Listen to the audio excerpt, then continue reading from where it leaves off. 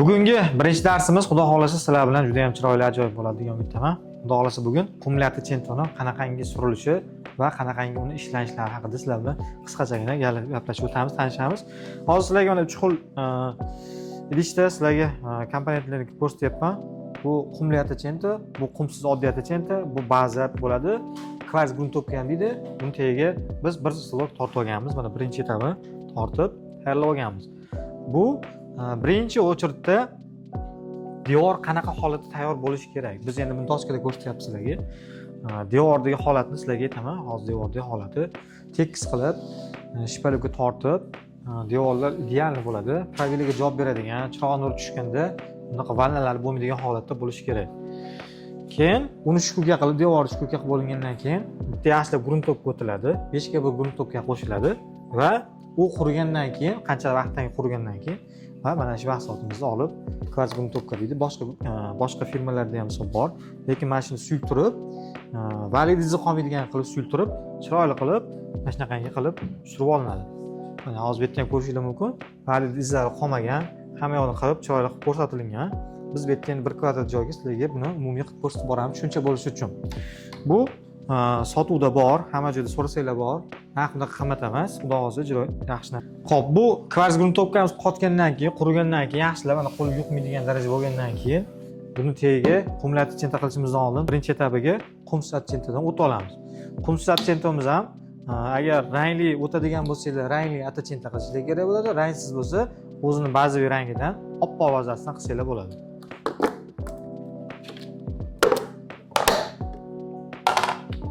Mana o'zini oppoq bazasi. Buni biz sizlarga endi oppoq bazasida ko'rsatyapmiz. Bir xil chentalarga rangli qilib, rang bilan ishlansa, o'zini yaltirash xususiyati o'lib qoladi. Shuning uchun ko'pchilik hozirgi kunda urf bo'lib boryapti. Oppoq chentani o'zini sursa, ko'proq muddat xizmat qiladi, modadan qolmaydi. Shu ko'proq urfda bo'lib keladi. Oppoq chentani sizlar bilan surib ko'rsatamiz. Xo'p, mana tagiga tortib oldik. Atachendan tortib olganimizdan keyin mana quridi. Xudo xolasa qo'limizga chiqqan yo'q, yaxshi holatda turibdi. Ko'rishingiz mumkin. Buni o'sha qurtib olganimizdan keyin endi bizga kerak bo'ladi. Bu atachentamiz ishlash uchun xohlang bunaqa cho'tkada ishlang. Xohlang bunaqa cho'tkada ishlang. Bunaqa cho'tkada ishlasangiz, qumi mayda, kristalli bo'lsa, qumini to'kib yormaydi va yaxshi ko'rinadi. Safari el bazamiz bu qumi o'rtacha bo'lib, qumi unaqa juda yirik ham emas, qumi mayda ham emas.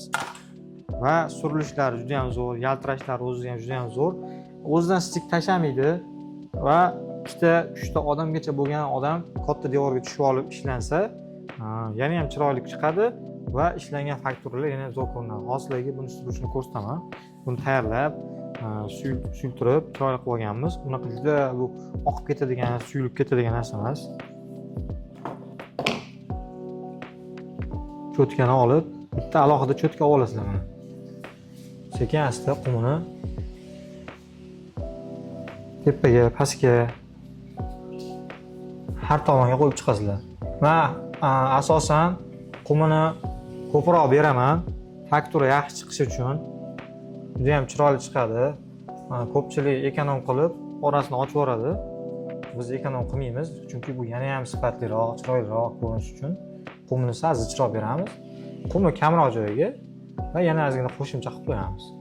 Mana ko'rib turganlarda orasida ochiq joyi ozgina qolsa, tagidagi fonni shuni yopib ketadi. Chunki tagidagi foni ham shu rang bilan bir xil.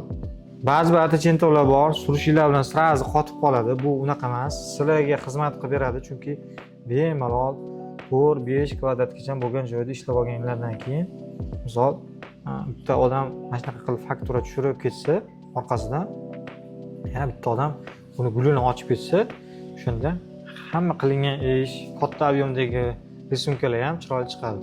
Buni xohlagan usulda, xohlagan tomonga qarab qilsanglar bo'ladi. Buni orqaga atlas faktura deydi, bir yonboshga bo'ladi. O'rtadan har tomonga taratib qilsanglar ham bo'ladi. Tepadan pastga va mana shunaqangi klassika uslubda ham qilsanglar bo'ladi. Nomiga, kerakli joyiga sal ochib yoramiz. Bu doskada sal sekinroq qo'ydi, shuni hisobiga sal vaqtimiz cho'ziladi. Devorda bunga nisbatan sal tezroq qo'ydi.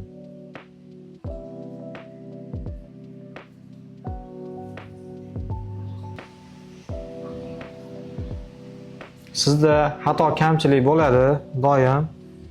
Mana bu tegidagi birinchi etapini ko'pchilik urmaydi va bizda o'xshaydi deydi. Ko'pchilik mana bunaqa qilib urishga o'tib ketdi hozirgi kunda, mana bunaqa qilib uradi. Kimga qanaqa, lekin men qilib ko'rdim, o'sha qilgan odamlarga o'xshatib, lekin menga yoqmadi to'g'risi. Lekin mana bunaqa fakturada qilinsa juda ham chiroyli ko'rinadi, ham ish chiroyli ko'rinadi. Ko'rib turishinglar mumkin, sekin-asta sergayapti bu. Sergandan keyin sekin-asta har xil tomonga, tepaga, pastga qilib tarab yuboriladi.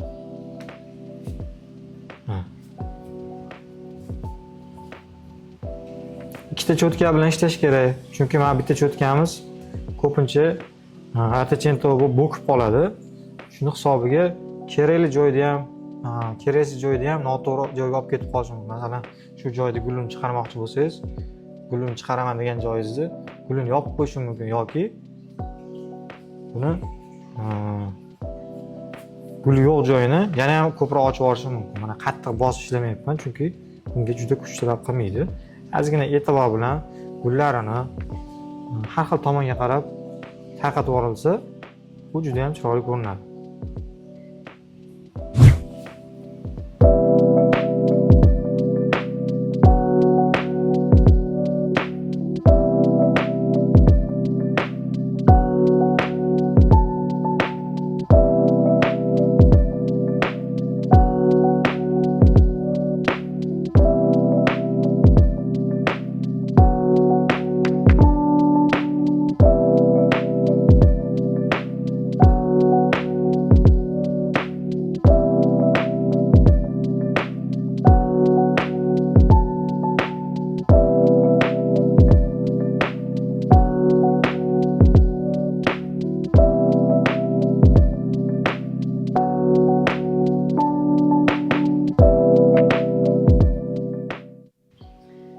Mana oxirgi pardoz ichida ko'rib tursanglar bo'ladi. Mo'min yumshoq bo'lgan bitta cho'tkani shundoq gullarni ochib yuboramiz.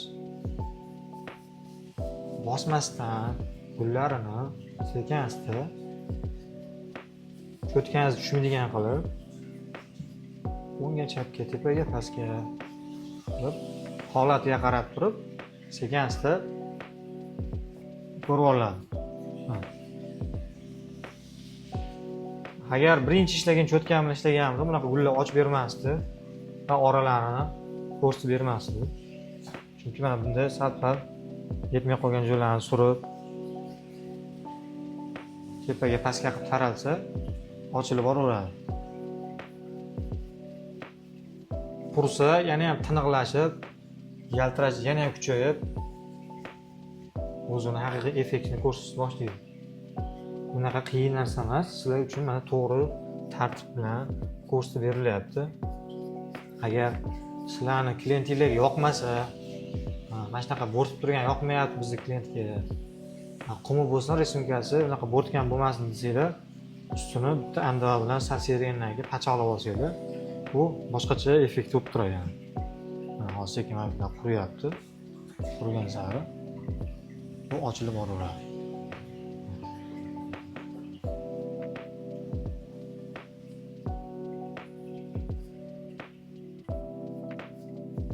Bunimizni 1 kvadratga rasxodi 1 kilosi 4 dan 5 kvadratgacha bo'lgan joyga yetadi.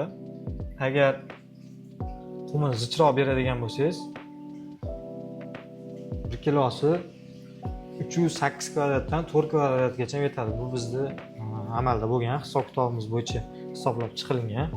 Mana shunaqangi qilib zich uriladigan bo'lsa 308 kvadratdan 4 kvadratgacha yetadi. Agar qumini kamroq qilib qiladigan bo'lsangiz 5-5,5 gacha ham yetadi.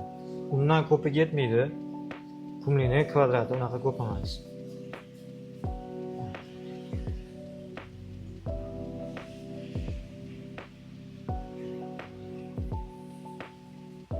Ko'rsanglar bo'ladi. Mana ishimiz yakunlandi, xudo xolasa. Shuncha mehnat bo'ldi, ko'rib turishinglar mumkin. Bunaqangi qiyin narsa emas. Oddiygina cho'tkalar va ozgina mehr bilan ishlansa, har bitta qilingan ishimiz juda ham chiroyli va yana ham nafis ko'rinadi. Buni xohlagan rangda ishlashingiz mumkin. Buni siz o'zingiz xohishingizga bog'liq, mijoz xohishiga bog'liq. Rangini keltirib, chiroyli rang qilib, gullarini chiroyli qilib bersangiz, bu qilingan ish yana ham zo'r o'zingizga yoqadi. O'zingizga qachonki qilingan ish yoqsa, uydagilarga ham shunda yoqadi. Bitta ko'rasizlar, baho berasizlar ekanini.